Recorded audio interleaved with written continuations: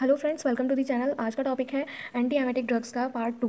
हम part first में इसका मैकेनिज्म ऑफ एक्शन कर चुके हैं, क्लासिफिकेशन कर चुके हैं। आज हम इसको इनकी जो पर्टिकुलर जो क्लासेज हैं हम उनको इंडिविजुअली पढ़ेंगे। ठीक है, तो हमने इसका एक निमोनिक भी बताया था, met 5 people and none have any knowledge. ठीक है, तो उसमें है ना, उसमें 5 मतलब 5 sp3 रिसेप्टर एंटागोनिस्ट हो गया था, P फॉर प्रोकाइनेटिक एजेंट हो गया था, A4 हो गया था एंटीकोलिनर्जिक ड्रग, N4 हो गया था न्यूरोलेप्टिक ड्रग्स, और H for H1 blockers, A for adjuvant anti emetic, और इसमें N था नॉलेज का, हम N लेंगे तो न्यूरोकाइनिन रिसेप्टर एंटागोनिस्ट। ठीक है, तो हम इसमें आप पढ़ेंगे 5-HT3 रिसेप्टर एंटागोनिस्ट। 5-HT3 का दूसरा नाम होता है सेरोटोनिन। ठीक है, तो अब हम इसमें पढ़ते हैं 5-HT3 रिसेप्टर एंटागोनिस्ट। तो हमें पता है कि इसमें कौन कौन सी ड्रग आती हैं। ऑर्निसेट्रोन, ग्रेनिसेट्रोन, डोलासेट्रोन, पैलिनसेट्रोन और रेमोसेट्रोन, ये सारी ड्रग्स आती हैं इसमें। कौन सी कैटेगरी में आती है? 5-HT3 रिसेप्टर एंटागोनिस्ट में कौन कौन सी आती हैं? ऑर्निसेट्रोन, ग्रेनिसेट्रोन, डोलासेट्रोन, पैलिनसेट्रोन और रेमोसेट्रोन। तो जो ऑर्निसेट्रोन होती है वो प्रोटोटाइप ड्रग होती है। इसका मैकेनिज्म ऑफ एक्शन देख लेते हैं। देखिए, हम है ना जो मैकेनिज्म ऑफ एक्शन जो हम पहले कर चुके हैं ना, हम हर एक में वही लिखेंगे। वो तो हमने इसको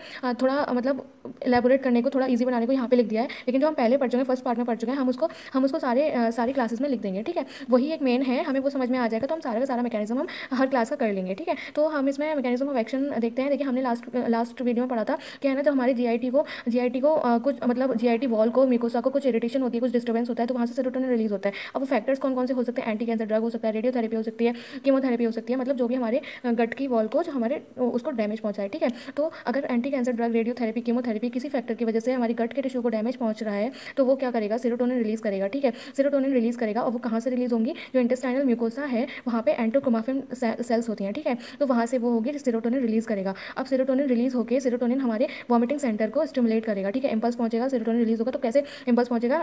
वेगल एफरेंट नर्व फाइबर से पहुंचेगा, और फिर वहाँ पे सीटीजी और न्यूक्लियस ऑफ ट्रैक्टस सॉलिटेरियस से होकर वो वॉमिटिंग सेंटर को इंड्यूस करेगा। ठीक है, तो ये था हमारा कि नॉर्मल मतलब फिजियोलॉजी थी। अब हमें क्या करेंगे? अब हमें वो एंटी एमेटिक ड्रग देनी है, क्योंकि हमें वॉमिटिंग को रोकना है। अब वॉमिटिंग को रोकना है तो हमें क्या करना पड़ेगा? हमें इस पाथवे में कहीं ना कहीं इसको कुछ ना कुछ तो ब्लॉक करना पड़ेगा, जिसकी वजह से वॉमिटिंग ना हो। तो हम क्या करेंगे? यहाँ पे इसको, इस वाले पार्ट को हम ब्लॉक कर देंगे, जिससे कि इंपल्स ही नहीं जाएगा और फिर वॉमिटिंग ही नहीं होगी। तो यहाँ पे जो ऑन्डोसेट्रोन वगैरह देते हैं तो वो इस स्टेप को ब्लॉक करते हैं। ठीक है, तो जो स्टिमुलेशन जो है ना, जो 5-HT3, देखिए सेरोटोनिन रिलीज होगा। ठीक है, लेकिन जो स्टिमुलेशन इंपल्स नहीं जाएगा, मतलब जो सीटीजी है और न्यूक्लियस ऑफ ट्रैक्टस सॉलिटेरियस है, STN का मतलब न्यूक्लियस ऑफ ट्रैक्टस सॉलिटेरियस। ठीक है, तो हम इसको ब्लॉक कर देंगे। जो एंटागोनिस्ट हम देंगे, 5-HT3 रिसेप्टर एंटागोनिस्ट हम देंगे, तो वो इस पाथवे को ब्लॉक कर देंगे। ठीक है, तो अब इसके यूजेस हम देख लेते हैं। ये है ना, ये CINV के प्रिवेंशन में काम आता है। CINV मतलब chemotherapy induce nausea and vomiting. देखिए, हम जैसे ऑपरेशन होता है या फिर हम कोई थेरेपी ले रहे होते हैं, उसमें वॉमिटिंग वगैरह के चांसेस होते हैं। ठीक है, तो हमें उसको प्रिवेंट करने के लिए हमें पहले ही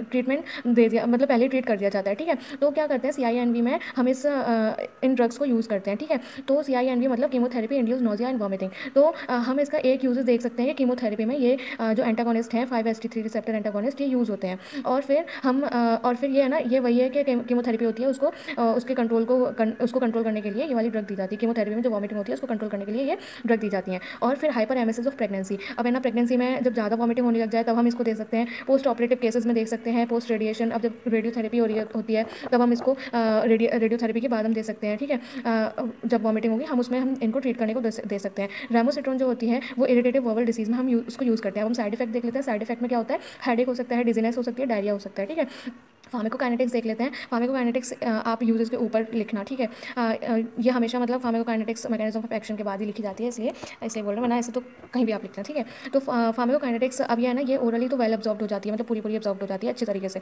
अब है ना, मेटाबोलाइट्स होते हैं यूरिन में एक्सक्रीट हो जाते हैं। ये IV और IM की फॉर्म में भी मिलती है। ऑन्डोसेट्रोन जो होती है वो IM की फॉर्म में मिलती है, इंट्रामस्कुलरली भी लगाई जाती है। ठीक है, और ग्रेनिसेट्रोन जो होती है वो है ना, वो ऑन्डोसेट्रोन से मतलब ज़्यादा पोटेंट होती है, और मतलब उसकी वैल्यू होती है। ठीक है, और ये लॉन्गर एक्टिंग होती है, और ये ट्रांसडर्मल पैच मतलब ये हमें ट्रांसडर्मली भी मिलती है, जो कि है ना, जो कि CINV को प्रिवेंट करती है। CINV मतलब chemotherapy induce nausea and vomiting. अब हम है ना सेकंड देखते हैं। सेकंड में हमने क्या देखा था? प्रोकाइनेटिक एजेंट में हम देखेंगे। अब हम यहाँ पे देखते हैं प्रोकाइनेटिक ड्रग्स। ठीक है, 5-HT3 रिसेप्टर्स एंटागोनिस्ट हमने पढ़ लिया। अब हम देखते हैं प्रोकाइनेटिक एजेंट्स। तो उसमें हम देखेंगे मेटाक्लोप्रामाइड और डोमपेरिडोन।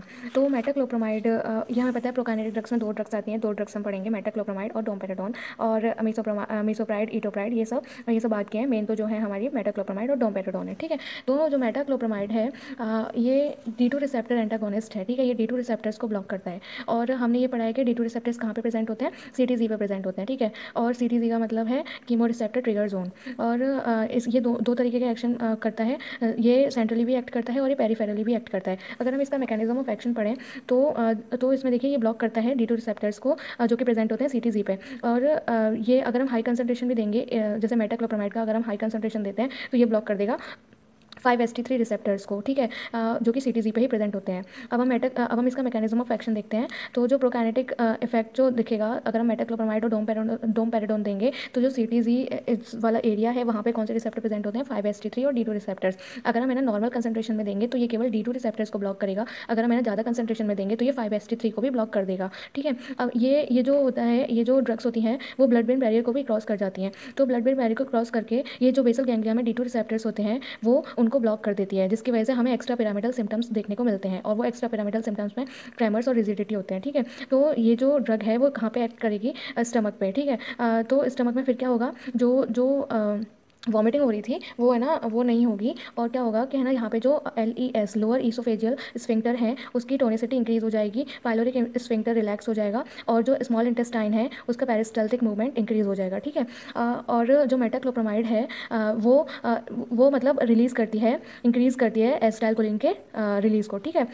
तो इसमें मैकेनिज्म ऑफ एक्शन ये केवल एक क्लास का मैकेनिज्म ऑफ एक्शन नहीं होता, ये हर एक ड्रग में हम यूज़ कर सकते हैं। जैसे जो हम मेन पहली वीडियो में बता चुके हैं वो तो एक मेन है ही। आप इसको किसी में भी मतलब इस क्लास की ड्रग में भी यूज़ कर सकते हैं, ठीक है। डोमपेरिडोन में भी यही वाला लिख सकते हैं, मीसोप्राइड में भी यही वाला मैकेनिज्म ऑफ एक्शन लिख देंगे। अगर कुछ चेंज होगा तो उसको हम अलग पॉइंट में बता देंगे, ठीक है। अब हम इसके यूजेस देख लेते हैं। तो यूजेस सबसे पहला तो यही आता है कि वो एंटीएमेटिक में यूज़ होती है। एंटीएमेटिक में क्या मतलब कैसे यूज़ होती है, अगर हमें कोई डिसीज़ हो रही है उसकी वजह से वॉमिटिंग हो रही है तो ये उसको भी प्रिवेंट करती है। ड्रग हम कोई ले रहे हैं उसकी वजह से वॉमिटिंग हो रही है तो उसको भी प्रिवेंट करेगी, पोस्ट ऑपरेटिव वॉमिटिंग को भी प्रिवेंट करेगी।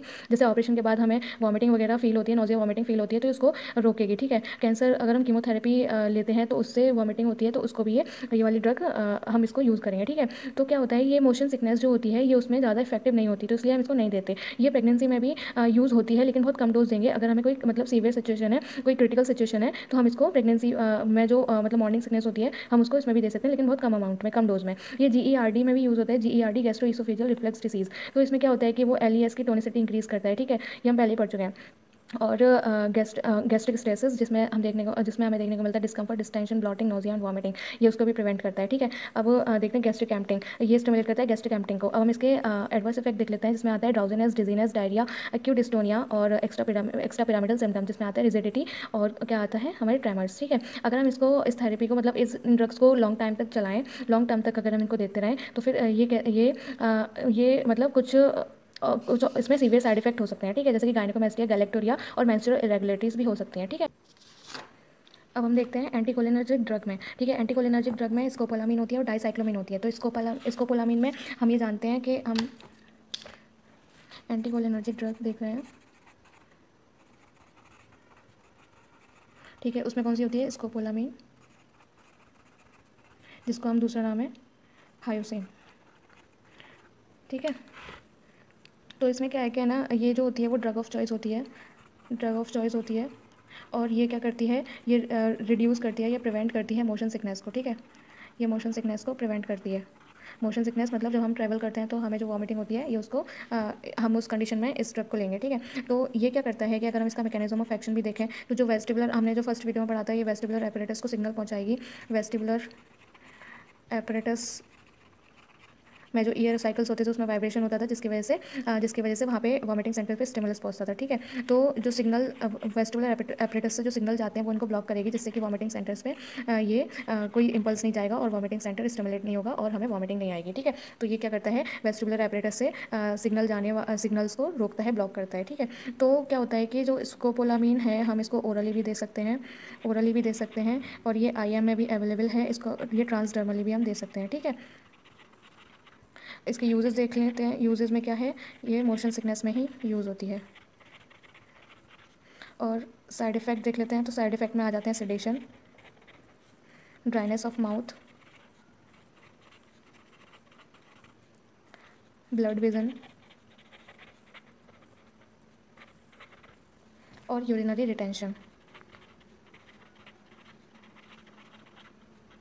ये हो गया हमारा एंटीकोलिनर्जिक ड्रग के बारे में, ठीक है। अब हम है ना नेक्स्ट पढ़ेंगे H1 ब्लॉकर्स, या फिर हम पहले पढ़ेंगे न्यूरोलेप्टिक्स पढ़ लेते हैं, या H1 ब्लॉकर्स ही पढ़ लेते हैं, H1 ब्लॉकर्स, ठीक है। तो ये क्या होता है कि ये यूज़ करते हैं हम मोशन सिकनेस में, यूज्ड इन मोशन सिकनेस,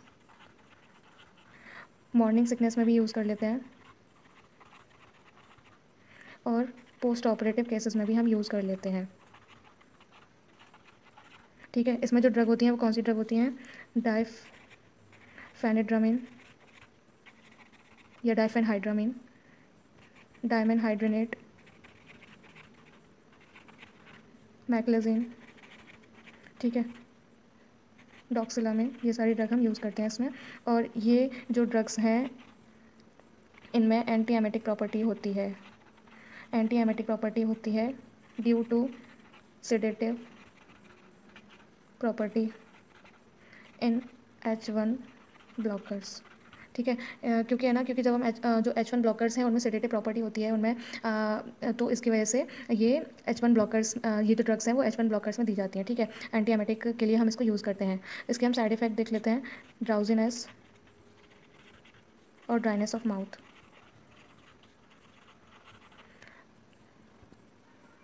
अब हम देख लेते हैं न्यूरोलेप्टिक्स। नेक्स्ट क्लास है हमारी न्यूरोलेप्टिक। न्यूरोलेप्टिक्स में ये जो है ये भी एंटी एमेटिक की तरह यूज़ की जाती है। These are used as anti emetic drug because ये ब्लॉक करता है D2 रिसेप्टर को, जो कि कहाँ प्रेजेंट होते हैं? CTZ एरिया पे, CTZ एरिया पे। ठीक है, और क्या होता है कि इनमें जो न्यूरोलेप्टिक्स जो हैं उनमें एक्शन होता है एंटीकोलिनर्जिक का और एंटीहिस्टामिनिक का। They have anticholinergic and antihistaminic action. इसके यूजेस देख लेते हैं। कीमोथेरेपी,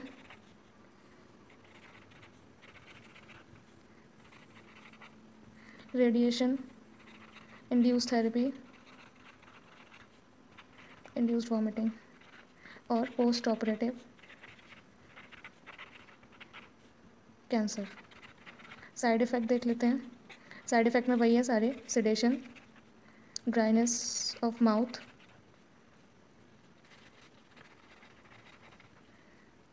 हाइपोटेंशन और डिस्टोनिया।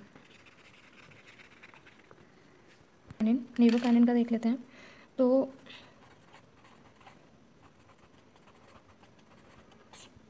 उसमें कौन सी ड्रग्स होती हैं? एप्रिपेटेंट, जिसको हम ओरली देते हैं, और एक होती है फॉसएप्रिपेटेंट,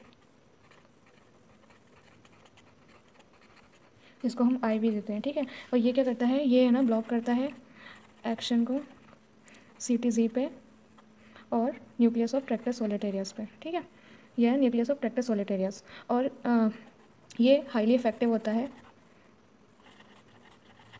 highly effective in prevention of delayed emesis. ठीक है, जो ये हाईली इफेक्टिव होता है डिलेड एमेसिस में। अब हम इसके यूजेस देख लेते हैं।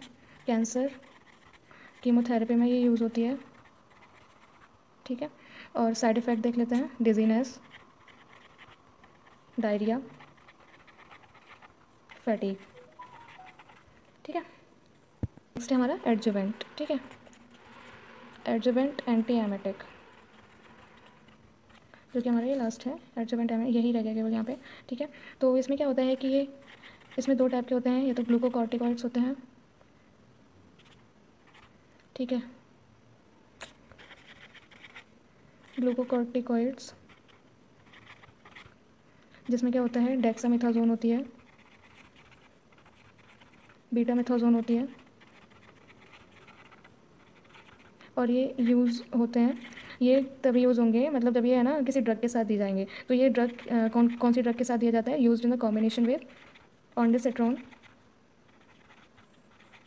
और मेटाक्लोप्रामाइड। ये मेटाक्लोप्रामाइड और ऑन्डेसिट्रॉन के साथ दी जाती है। ठीक है, और ये इसमें यूज़ होता है ट्रीटमेंट ऑफ एंटी कैंसर। ये एंटी कैंसर के एंटी कैंसर ड्रग। अब हमें ना ये तो होगी फर्स्ट ग्लूकोकॉर्टिकॉइड्स। अब हमें ना देखेंगे बेंजोडाइजेपिन। ठीक है, एक कैटेगरी होगी ग्लूकोकॉर्टिकॉइड्स और बेंजोडाइजेपिन। बेंजोडाइजेपिन में होती है लोराज़ेपम, डायज़ेपम,